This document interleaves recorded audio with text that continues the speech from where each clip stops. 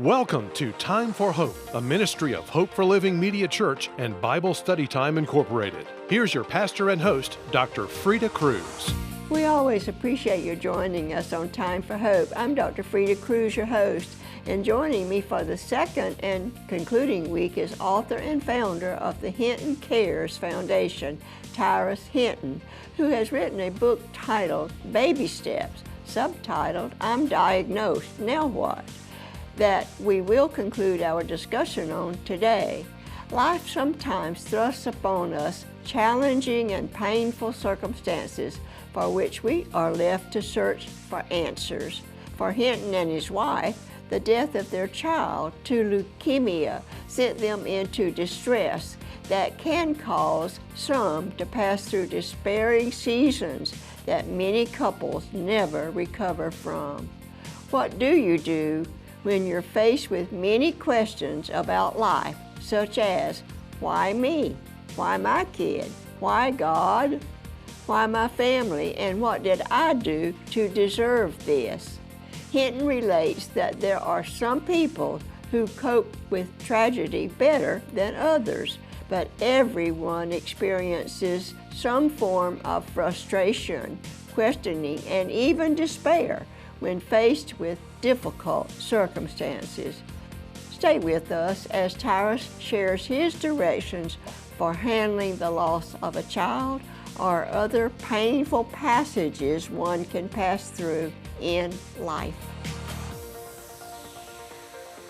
And Tyrus, we've already gone through what you experienced and what you've written about in your book of what can happen and start a different life for you is diagnosis day. After he was diagnosed, family members stepped in and kind of helped us with the children, picking him up, arrangements. Our church family was absolutely amazing. Oh, that's what God intends for a church family to be and do, is be right there available. Yes, they were amazing. Yes. They were amazing. They stepped in. Even our pastor at times would, my wife didn't have her driver's license at that time, so my pastor would drive my wife to the hospital to relieve me with the kids in the car. Then I would take the kids, put them in my car, and drive on back home. And we were very, very, very blessed. They were on target. Then you're looking at it as 10 days. 10 days advice you're giving. I'm looking at the third day that you have it outlined in your book. Find a song. We've already talked about one that came to me immediately when I saw that, and I think you agreed with me. Take it to the Lord in prayer, and what a blessing. Then you mentioned for day 4 to take up life change, how it changes your life. This kind of impact that we're talking about, your son's cancer. You actually say there were 3 small children, and they were all requiring some kind of care. They do when they're small and young, don't they? And then to have this kick in the stomach, this impacting your life, and so on and so forth. And under that, you mentioned coping 101. How do you cope with such this is a big life change. How do you cope with that? When you're thinking of coping from our perspective, being a faith-based family, the only way we could cope was through the scriptures. The only way we could cope was through the word. The only way we could cope was through what we had learned and become to understand that God is sovereign, that he can do whatever he wants, whenever he wants. However he wants. However he wants. We don't get to call those shots, We don't get to call them. So our coping mechanism became us really relying on our faith, really relying on Jesus Christ alone. Really relying, while we had networks in place, while we had support systems in place, our way of coping was to say, all right, Lord, you've got this. You've got it all in your hands. You have our marriage in your hand. You have our children in your hand. And you have Terrell and a hand all by himself, and we need you to help us with this. Now, understanding that people cope with things differently, that was our coping mechanism. That was how we dealt with it. We chose the spiritual route throughout it all. Were you praying and hoping for, of course you were praying and hoping that God was going to heal him? Absolutely. Absolutely. Okay, we've got to move on. We've got a lot we want to cover.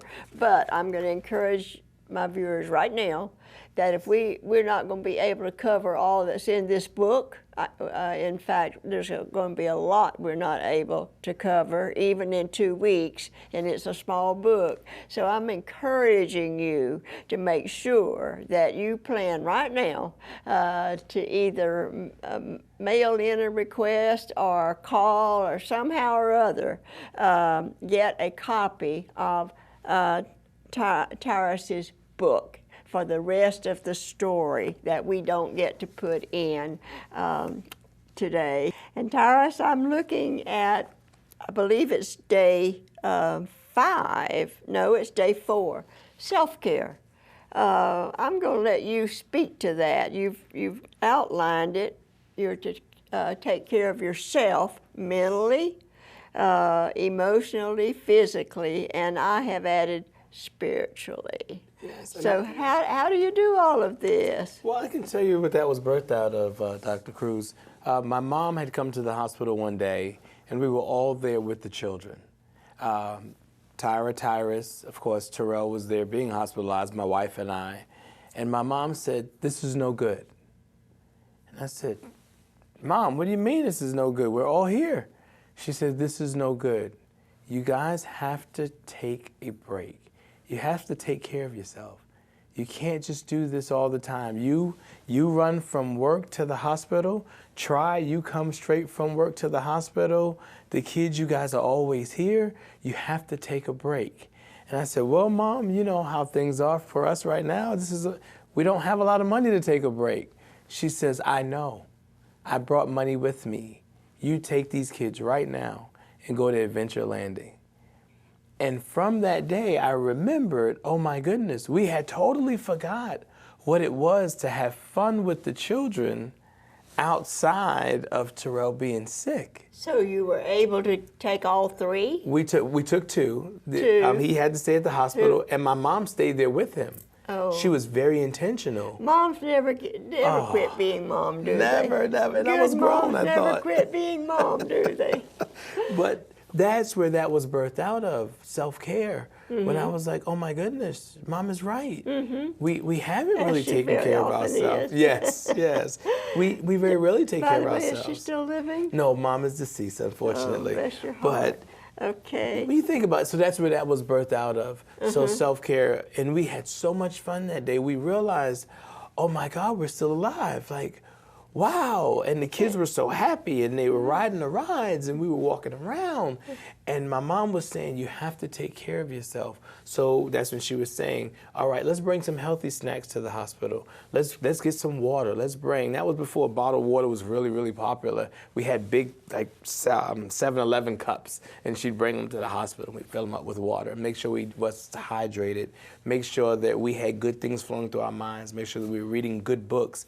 Outside of our Bibles, we still needed other materials to read as well. Good material to complement that. So that's what it was we were talking about. They're telling me it's time for a break, believe it or not, and we will be right back.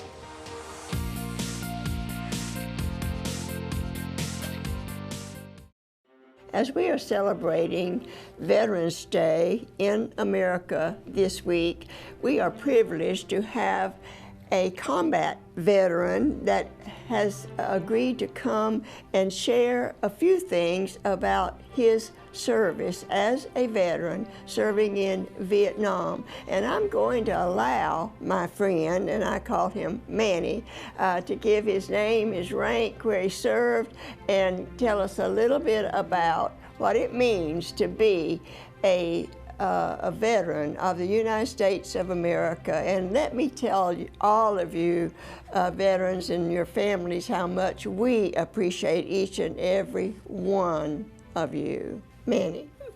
Good morning, Dr. Freda. My pleasure to be here with you. Thanks for inviting me. I am Sergeant Major retired Army, Manuel A. Herrera, after serving 27 years of Army duty. I ended up joining the Army in January of 1966. But shortly after that, the whole unit, my whole battalion was placed on orders to go to Vietnam. I was subsequently assigned to the 1st Infantry Division, which at the time was located, headquarters in a place called Dien, Vietnam, which was about 20 miles north of Saigon. I want to ask you right then, when you found out you were headed to combat, tell us a little bit about what you felt. Well, obviously, being a 19-year-old kid, I was really, really scared. All the time that we were talking about going to meet the enemy, we were really, really afraid, all of us. We were a lot of young guys who never been in combat. We figured, well, at least we're going to get there and maybe get a day or two to kind of get used to it.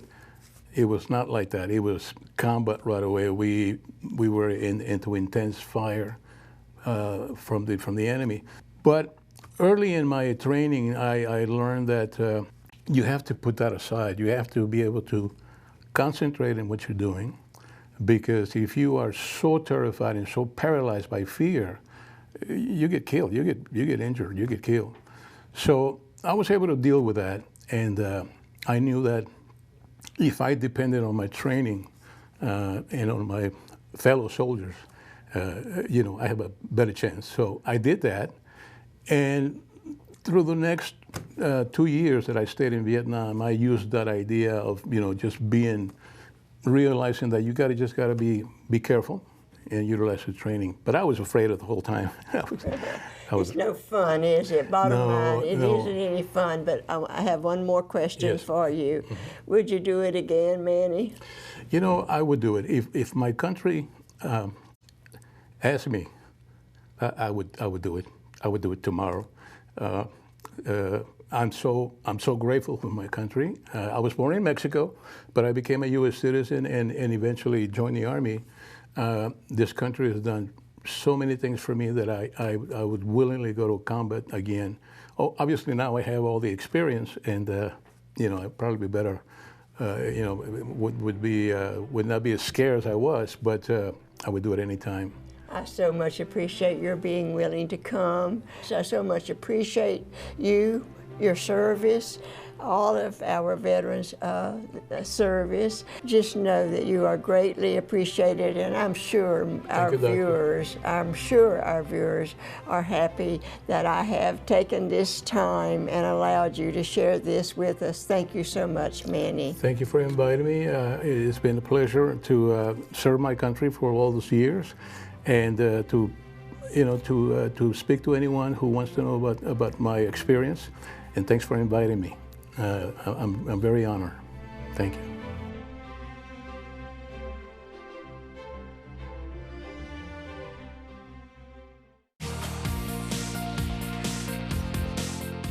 Thanks for staying with us on Time for Hope. Our guest for today is Tyrus Hinton, and we're talking about his book titled Baby Steps and subtitled, I'm Diagnosed, Now What?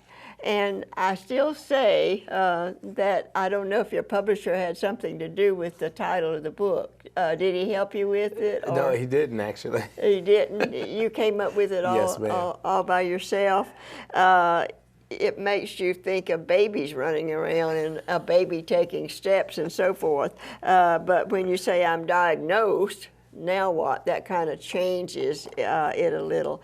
Now, we also went out on break with Mama and self-care and all of that. Now we're picking up with journaling. Yes. You suggest for day 5 journaling, and that has to do with writing down what is happening with you emotionally and physically and spiritually and whatever else we could name, so that did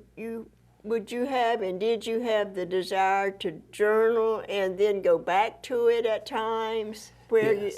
and trace your steps back to where you had been? Yes, so our idea of journaling was to make sure that we're capturing all of the information that was being given to us. So, of course, the doctors were giving us so many different medications to which we were not familiar with. So the thing to do was to write it down. Write down each day they would come in with different protocols. Each day they would come in with different things that they were going to try. Each day they would come in with different suggestions. Each day they would come in letting us know this we anticipate happening, this we anticipate happening, this change we anticipate. And because it was so much information at one time, we had to make sure that we can keep up with it. So the way we kept up with it was we was just journaling. So the journaling for us, it didn't really have a lot to do with our feelings as much as it had to do with retaining the information that we were being given by the doctors. Many times, how many of us can go to the doctor, they tell us 5 different things, and we walk out and we remember one. Yeah. Because we didn't write it down. And journaling was going to the important. grocery store and forgetting what. I prefer taking a list with me now. Yes. So that Yes. I don't fail to pick up what I really went there for, so to Yes. speak. So that's the same idea, to make sure so that when they come in again and they're doing something maybe a little bit different, or the nurse is not aware that the doctor has changed the order, I can go right back to my composition notebook and say, listen, Miss So-and-so, did you know that the doctor was changing that? I don't think we're supposed to be doing that right now. And they're like, oh my God, thank you. I wasn't aware. The order hadn't come through just yet. Thank you so much. So a lot of times the patient then becomes the help to the nurses and the doctors, just to remind them of what they've already said to you. Yeah. So writing it down is important. Let's move on so we can get it all Yes. in, okay? Yes. Day 6 has to do with a support team, and we've already touched on that to some degree. And I'd say it can go beyond family, but we should never forget, if family's there for us, to engage them.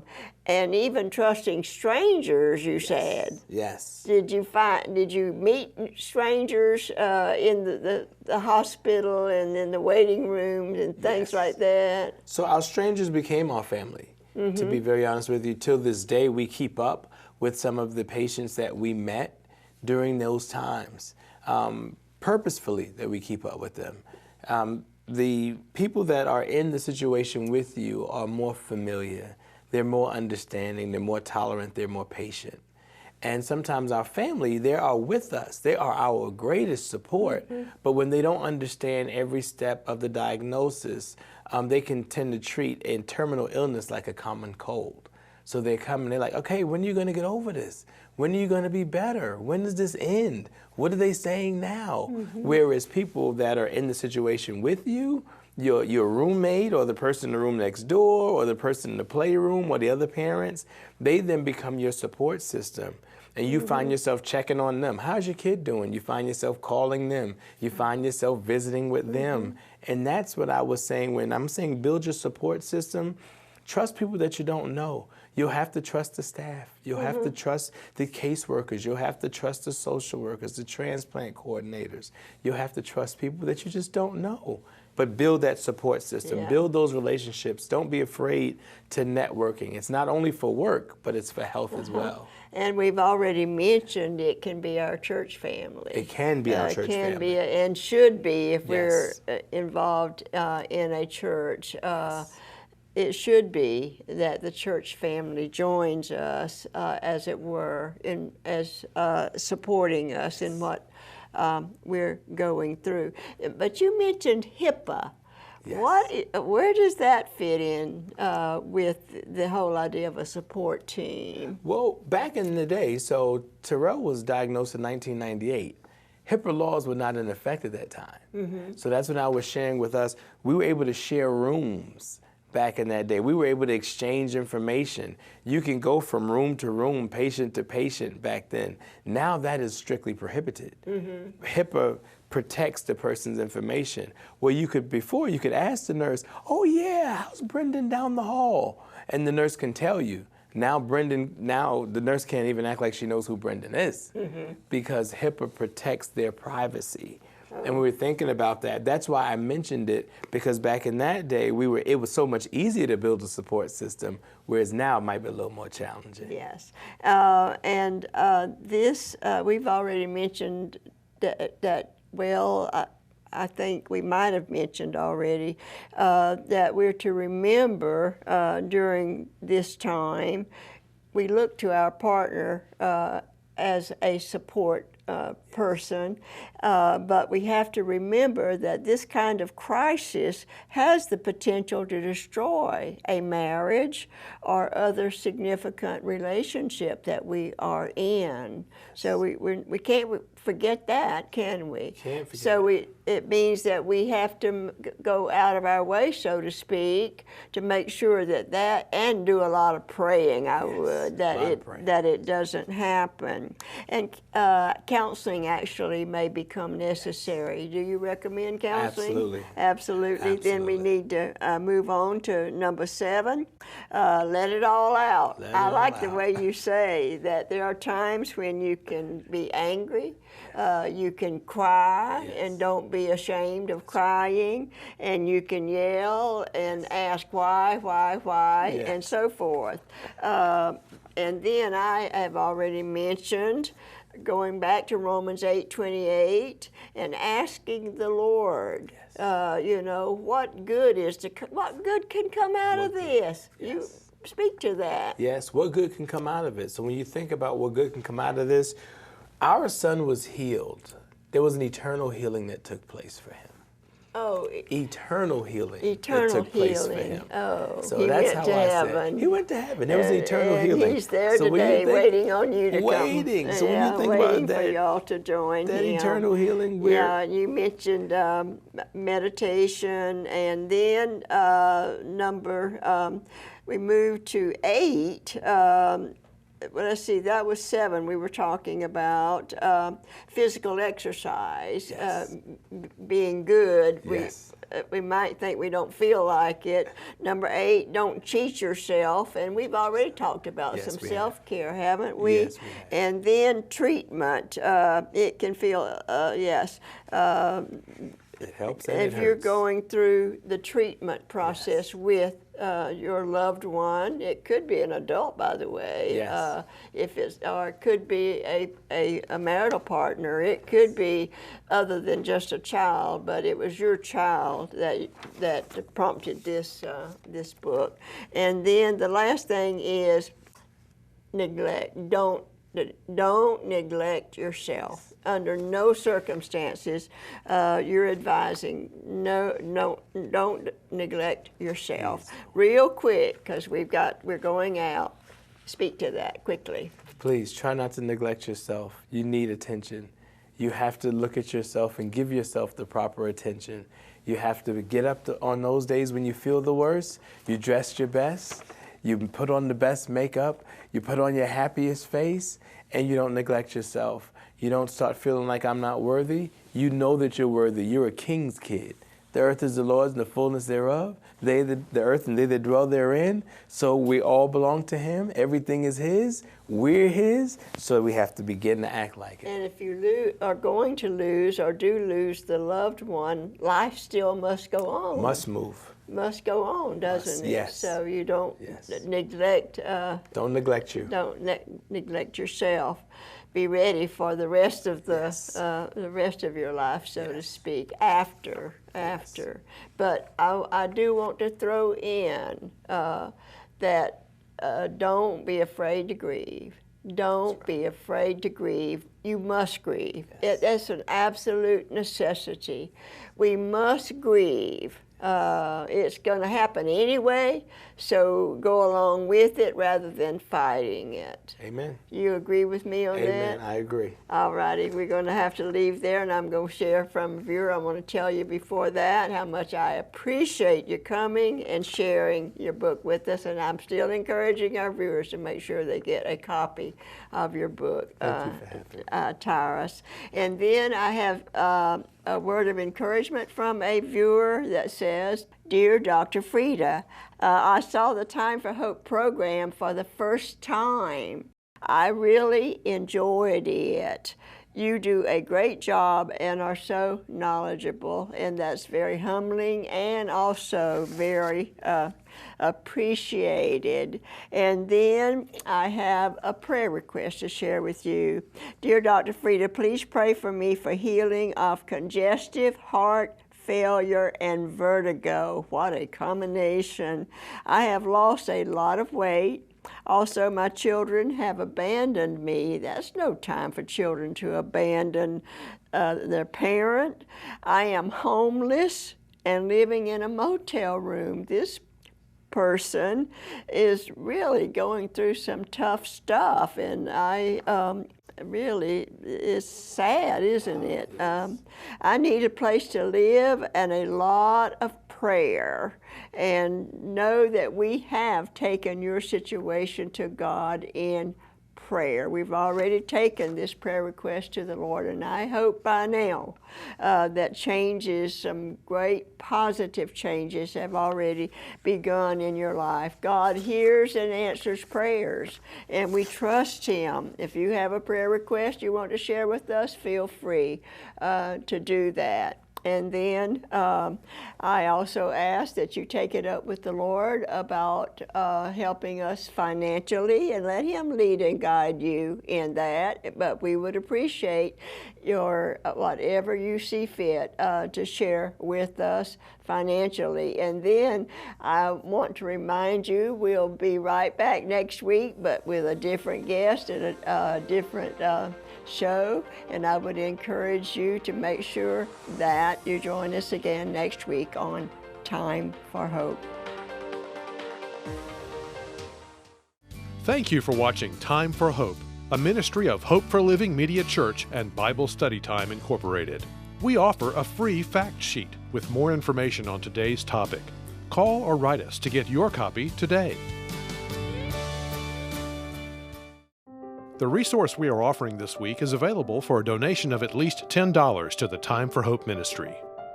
Any additional donation you wish to send will be greatly appreciated.